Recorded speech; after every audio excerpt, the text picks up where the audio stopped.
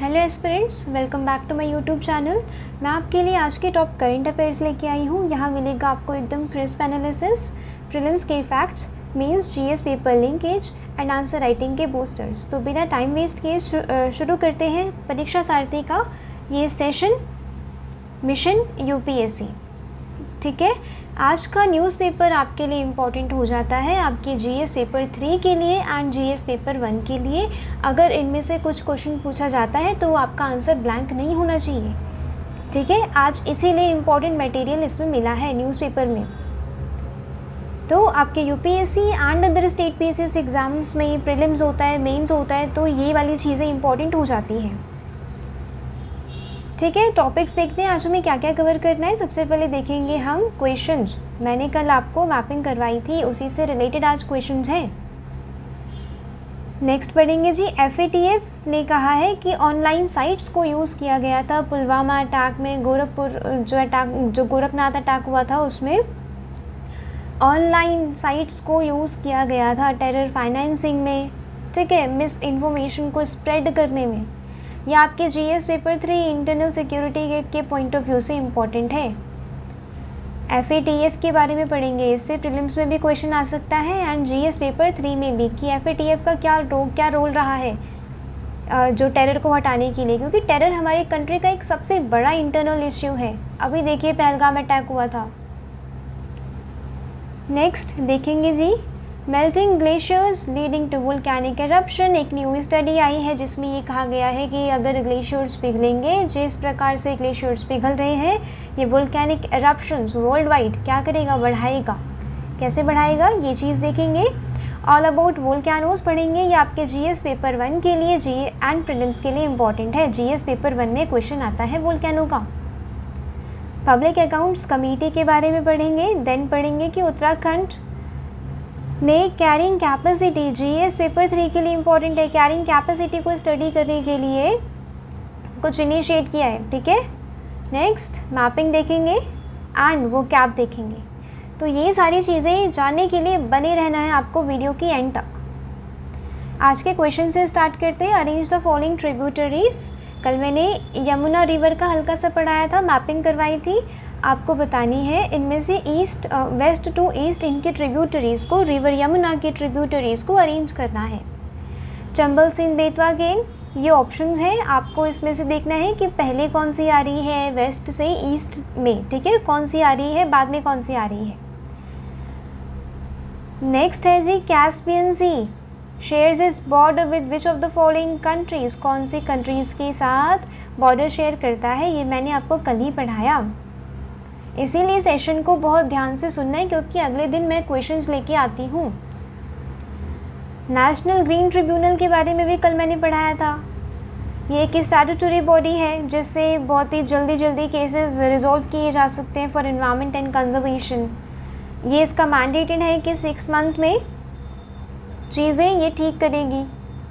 NGT does not have suo motu powers, बताना है आपको। ठीक है, कल मैंने सारा पढ़ाया। आप ये वाले क्वेश्चंस के आंसर्स मुझे देंगे कमेंट सेक्शन में, पक्का से देंगे। ठीक है, भूलेंगे नहीं। आप वीडियो स्टार्ट करेंगे, क्वेश्चंस पढ़ेंगे एंड उससे पॉज करके वीडियो तुरंत ही आंसर दे देंगे। स्टार्ट करते हैं जी पहली न्यूज़ से। FATF online site use for terror attacks in Pulwama and Gorakhnath. अब यहाँ पे इम्पॉर्टेंट न्यूज़ नहीं है और ये सिर्फ एग्जाम्पल्स, आप एग्जाम्पल्स के तौर पे लिखेंगे। जीएस पेपर 3 में अगर साइबर का रोल इन टेरर फाइनेंसिंग या फिर टेररिज्म को स्प्रेड करने के लिए कैसे साइबर का यूज़ किया जा रहा है, आप उसमें ये वाले एग्जाम्पल लिखेंगे कि एफएटीएफ ने रिसेंटली पॉइंट आउट किया है कि जो Pulwama attack and Gorakhnath attack हुआ था उसमें ऑनलाइन वेबसाइट्स का यूज़ किया गया है, ऑनलाइन प्लेटफॉर्म का यूज़ किया गया है। ठीक है, आप ये चीज़ें दिखाएंगे। हमारे लिए इम्पॉर्टेंट क्या हो जाता है, एफएटीएफ इस्टेब्लिश हुआ था इन 1989 G7 नेशन के द्वारा पेरिस समिट में। क्यों, कम्बैट मनी लॉन्ड्रिंग, धन को इधर उधर करना, टैक्स ना देना, काला का वो सफ़ेद करना, ये मनी लॉन्ड्रिंग कहलाता है। ठीक है, स्टार्टिंग में जब आया था तो एंटी मनी लॉन्ड्रिंग के रूप में आया था, फिर बाद में इसे ठीक है टेररिस्ट फाइनेंसिंग को कम्बैट करने के लिए भी आया। आफ्टर 2001, यानी कि आफ्टर 2001 क्या हुआ, इसमें इंक्लूड किया गया टेररिस्ट फाइनेंसिंग को and the financing of weapons of mass destruction proliferation. ठीक है जी, ये वाले पॉइंट्स आप लिखेंगे अगर FATF पे क्वेश्चन आता है तो। हेडक्वार्टर्स हैं इसके पेरिस फ्रांस में। 39 मेंबर्स हैं इंक्लूडिंग द मेजर इकोनॉमीज जैसे कि US, India, China, regional organisations जैसे कि European Commission, Gulf cooperation council.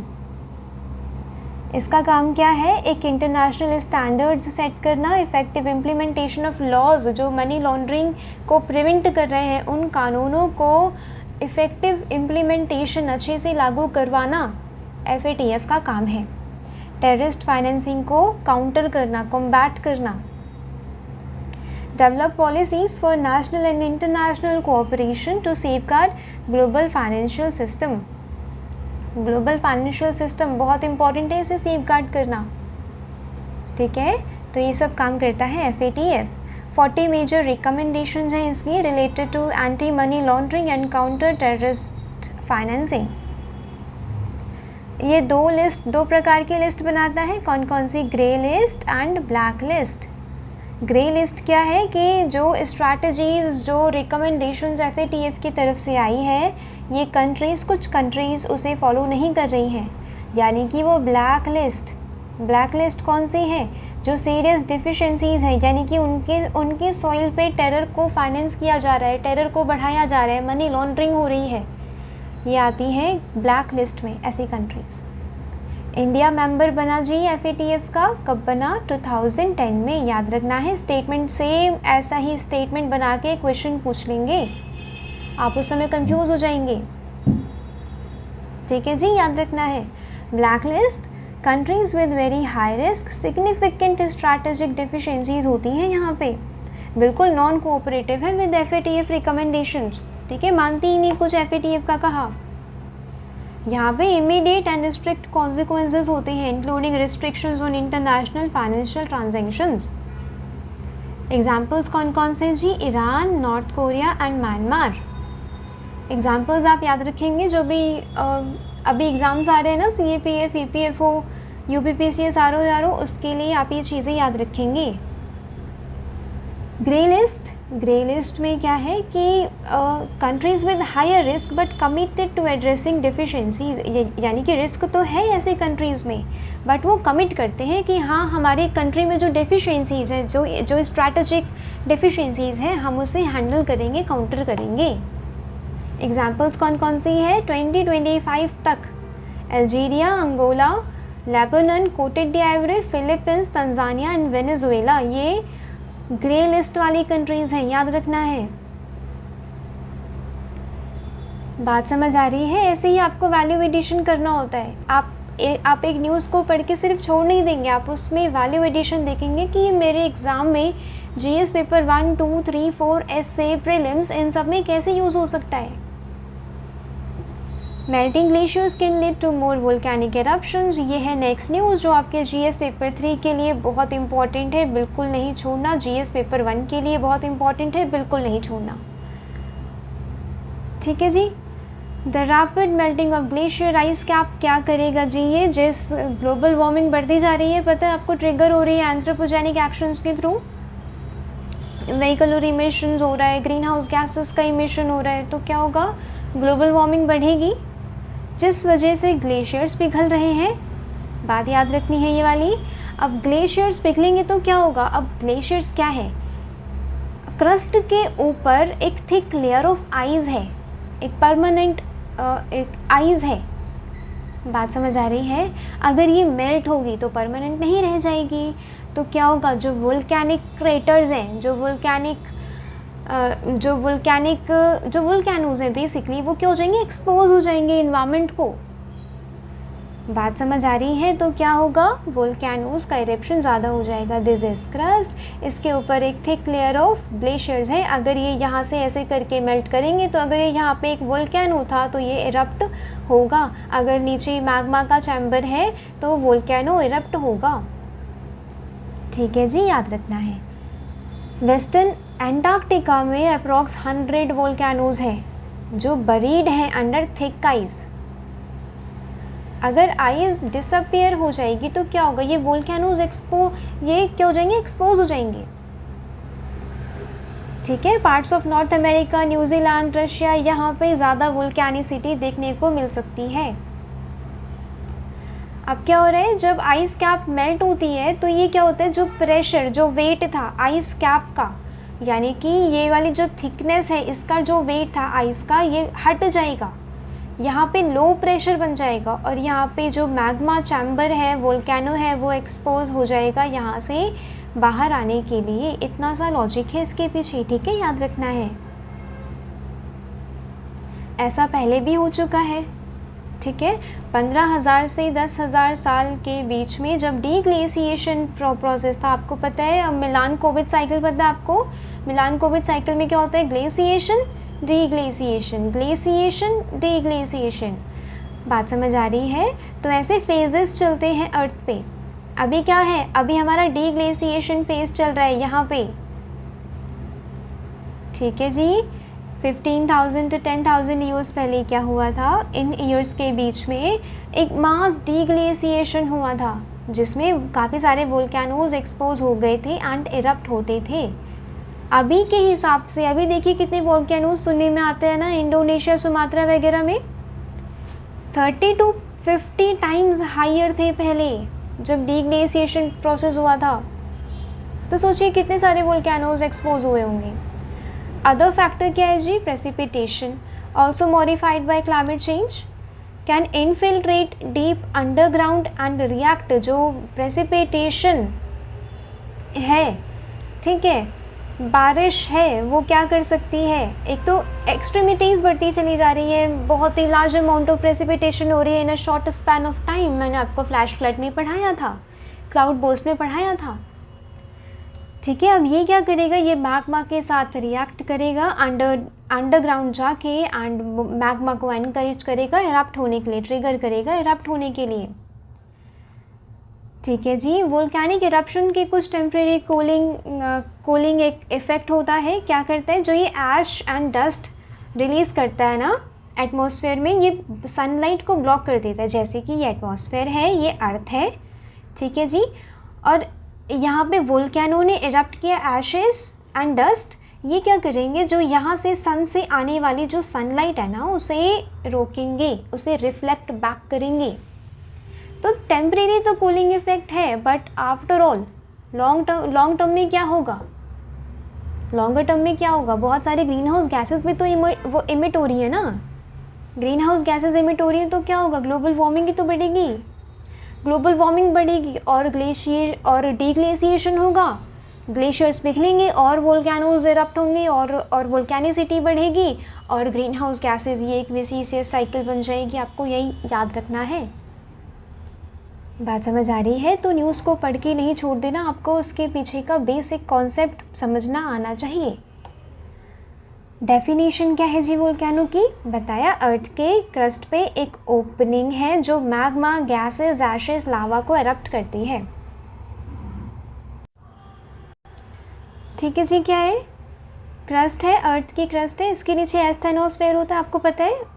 Half crust and half mental, एक सेमी सॉलिड मटेरियल यहाँ पे होता है जिसे मैग्मा कहते हैं, ये एस्थेनोस्फेयर में होता है, ठीक है जी। अब यहाँ से क्या होता है, एक ओपनिंग है अर्थ पे, अर्थ के क्रस्ट पे, यहाँ से मैग्मा को एक ओपनिंग मिल जाती है बाहर आने के लिए, ठीक है। This is volcano.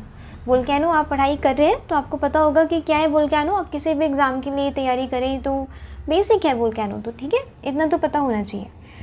Volcanoes form due to movement of molten magma, जो मैग्मा है जी एस्थेनोस्फेयर में, यहाँ से बाहर आता है वोल्केनो, वोल्केनो के रूप में।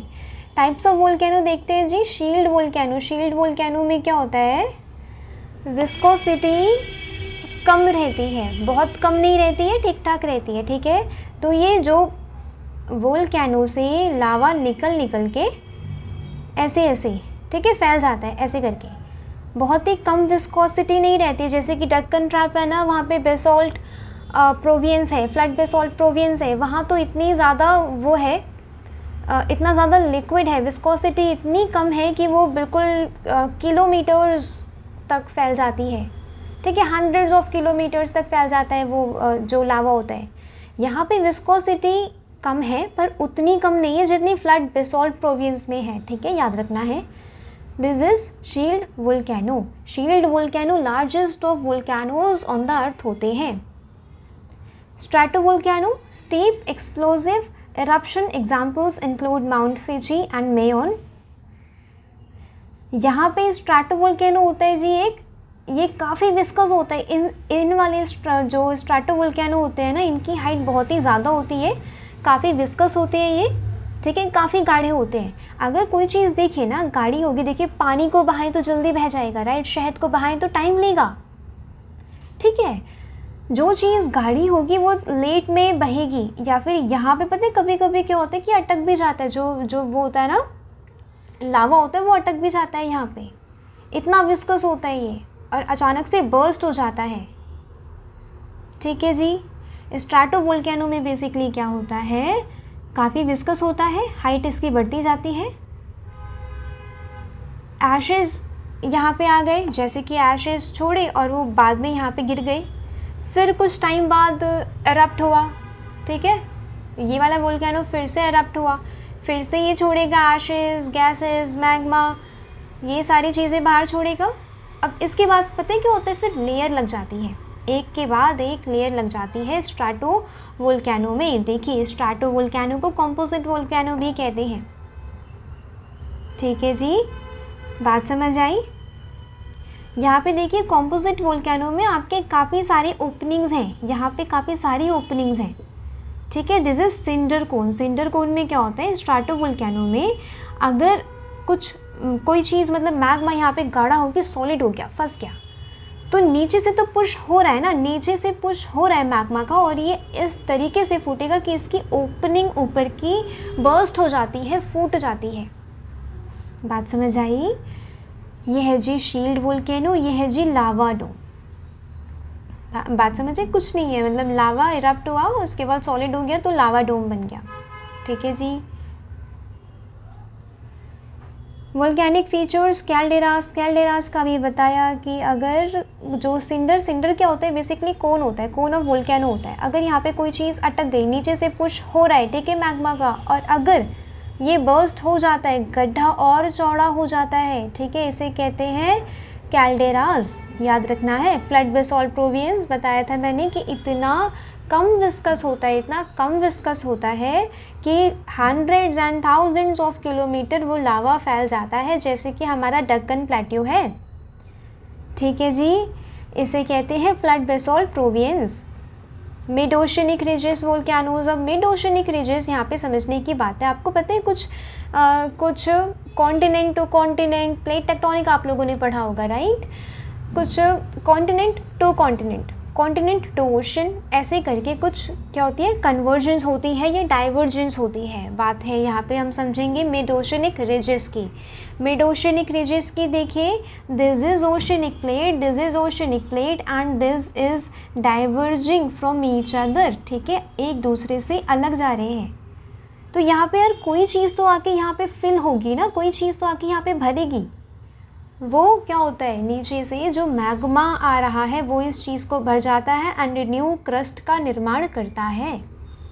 इसे कहते हैं मिड ओशनिक रिज, जो पाया जाता है अटलांटिक ओशन में। अटलांटिक ओशन एस शेप का है ना, तो यहाँ पे बिल्कुल बीचों बीच में मिड ओशनिक रिजेस पाई जाती हैं, ठीक है जी, याद रखना है। यहाँ पे आपको दिख रहा होगा this is asthenosphere, this is subduction zone. Subduction zone basically क्या है, अगर देखिए ये वाली देखिए प्लेट अगर इधर जा रही है, आपको दिख रहा होगा ये वाली प्लेट अगर इधर जा रही है तो यहाँ पे कॉन्टिनेंट टू ओशन का कन्वर्जेंस है, राइट। यहाँ पे तो चलो ये अभी जो पढ़ाया ये तो ओशन टू ओशन का डाइवर्जेंस है, बट ये वाली प्लेट इधर शिफ्ट हो रही है तो यहाँ पे कॉन्टिनेंट टू ओशन का क्या है, कन्वर्जेंस है। कन्वर्जेंस होगा तो कोई जो ओशनिक प्लेट होती है वो नीचे चली जाती है, कॉन्टिनेंटल प्लेट थोड़ी सी हल्की होती है तो वो ऊपर उठ जाती है, यहाँ पे हो जाएंगे जी पहाड़, और ये वाली जो ओशनिक प्लेट होगी ये नीचे चली जाएगी एंड सबडक्ट हो जाएगी। वो अंदर धंस जाएगी एंड मैग्मा के पास जाके ये भी मेल्ट हो जाती है और मैग्मा ही बन जाती है। बात समझ आ रही है? जहाँ पे सबडक्ट हो रही है इसे कहते हैं बेनेव जोन। याद रखनी ये चीज़ें, आपको वोल्केनोज वगैरह जो भी न्यूज़ में चल रहा है ना उसके बेसिक्स पता होने चाहिए। कहाँ पे इसका ज़्यादा डिस्ट्रीब्यूशन है जी वोल्केनोज का? Pacific ring of fire.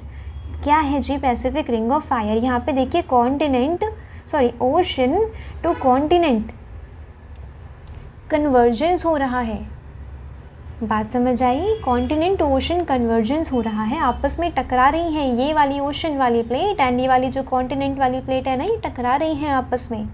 ये देखिए जी ऑस्ट्रेलिया, साउथ अमेरिका, ये वाला जापान वाला एरिया, ठीक है, ये वाला, ये पैसिफिक रिंग ऑफ फायर का पार्ट है, इसीलिए यहाँ पे सुनामीज, वो अर्थक्वेक एंड वोल्केनो देखे जाते हैं।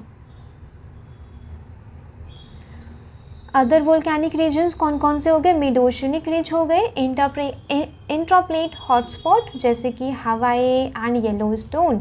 इंडियन ओशन के नीचे भी रीयूनियन हॉटस्पॉट है, ये इंट्राप्लेट हॉटस्पॉट है। ये कुछ ऐसे पॉइंट्स है, हॉटस्पॉट है जहाँ पे काफ़ी सालों से मैग्मा वोल्केनो इरप्ट हो रहे हैं।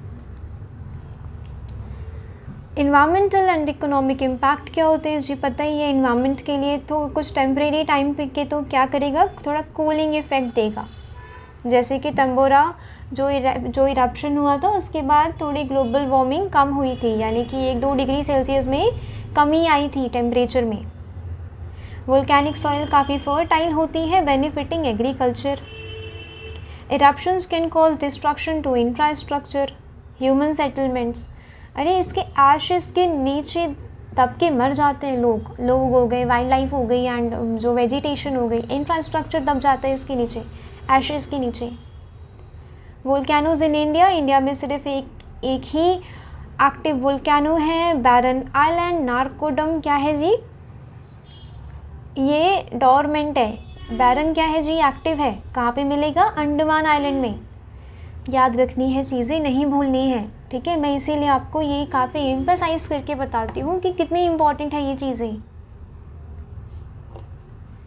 नेक्स्ट है जी public accounts committee tell DGCA to hold a complete safety of audit and all aircraft. आपको पता है कि एक एयरक्राफ्ट को ब्लास्ट हुआ था, right?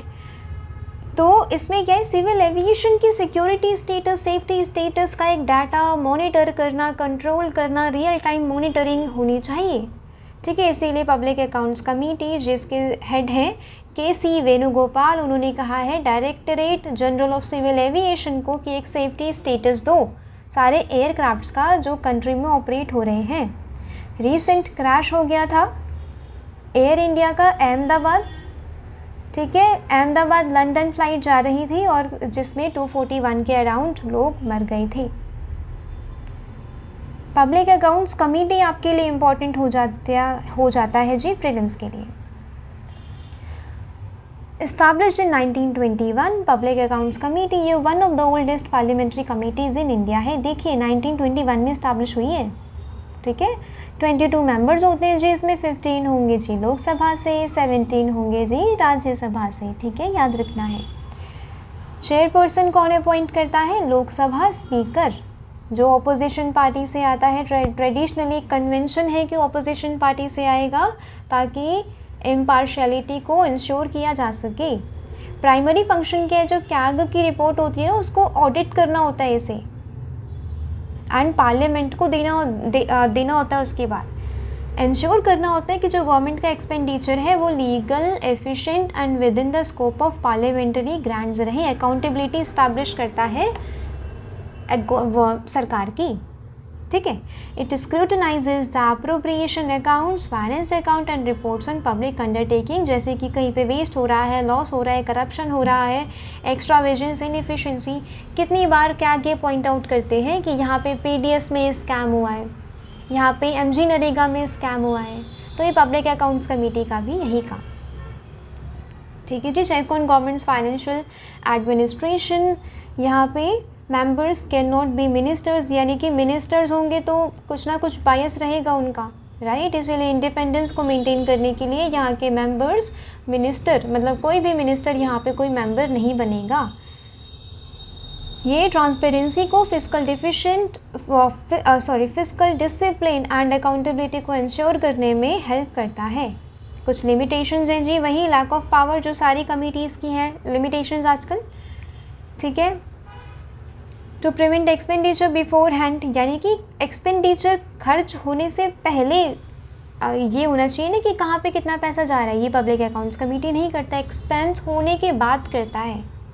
Inability to enforce recommendation challenges due to political dynamics, ठीक है। अब वो चाहे ओपोजिशन का चेयरमैन हो, चाहे रूलिंग पार्टी का चेयरमैन हो, अपनी वो पॉलिटिकल आइडियोलॉजी से, अपने पॉलिटिकल इंटरेस्ट से वो कुछ बायस्ड रहते हैं। नोटेबल इन्वेस्टिगेशंस हैं, जैसे कि हाई प्रोफाइल केसेस हुए कुछ, जैसे कि 2G स्पेक्ट्रम स्कैम हुआ है, डिमोनेटाइजेशन को स्क्रूटिनी देना, इन सब में इसका रोल काफ़ी रहा है। Uttarakhand to study carrying capacity check ecological imbalance. Carrying capacity क्या होती है? उत्तराखंड गवर्नमेंट ने कहा है कि जो हिमालयन स्टेट है ना, उन्हें चेक करनी चाहिए, अपने इकोलॉजिकल बैलेंस को मेंटेन करने के लिए कैरिंग कैपेसिटी को चेक करना चाहिए।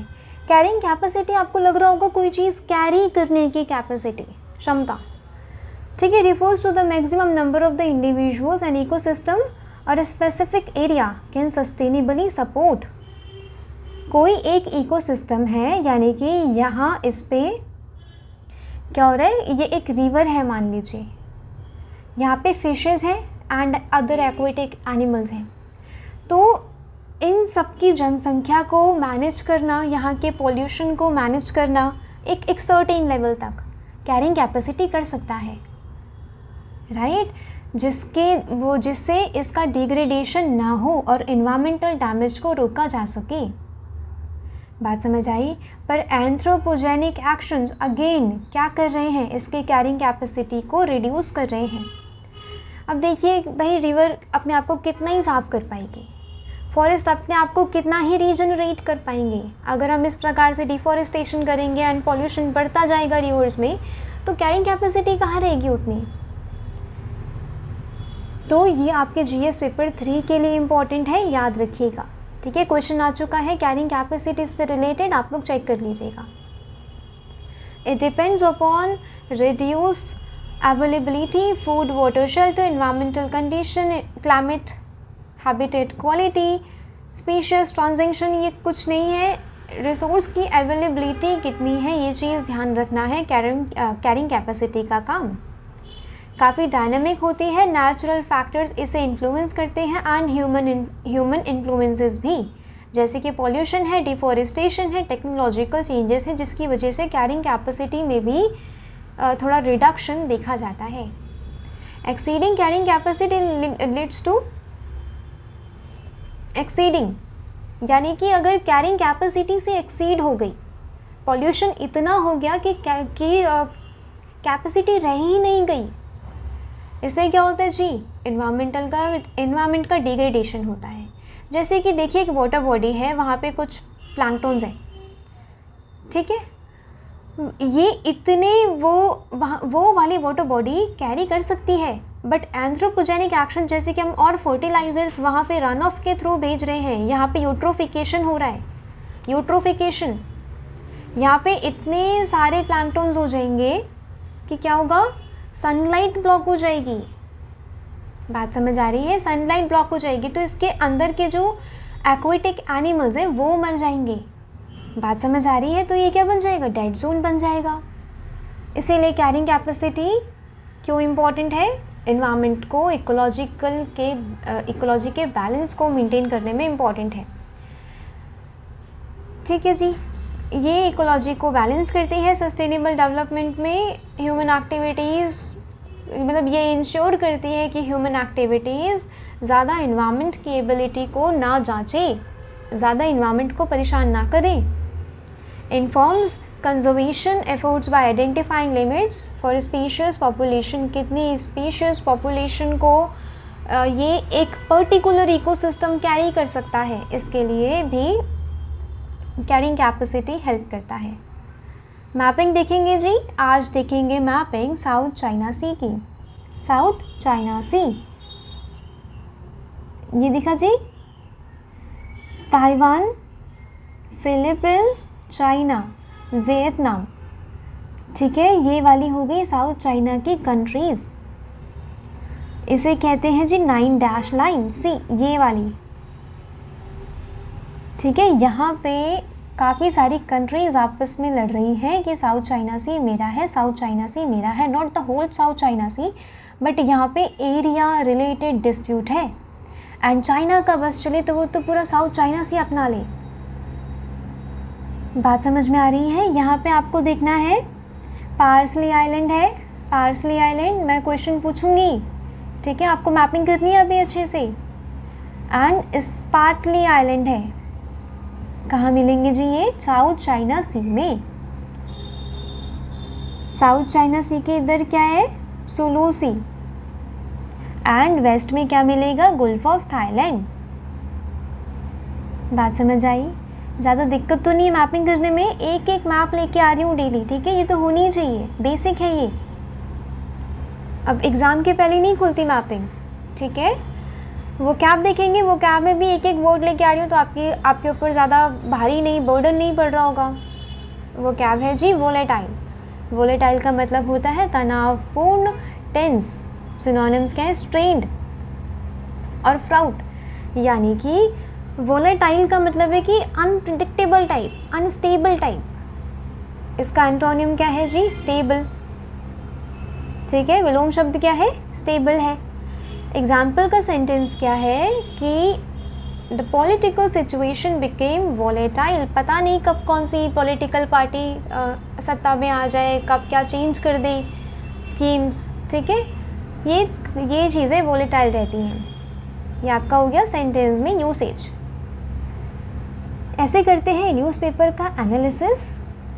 कैसे करते हैं? न्यूज़ को पढ़ी, सिर्फ पढ़ के छोड़ा नहीं, उसके कुछ इंपॉर्टेंट वर्ड्स पकड़े एंड उनकी वैल्यू एडिशन को नोट किया। आई नो ये आपके लिए डेली कर पाना मुश्किल रहता है, इसीलिए मैं एनालिसिस वीडियो लेके आती हूँ, तो ताकि आपको सारी चीज़ें एक जगह पे मिले।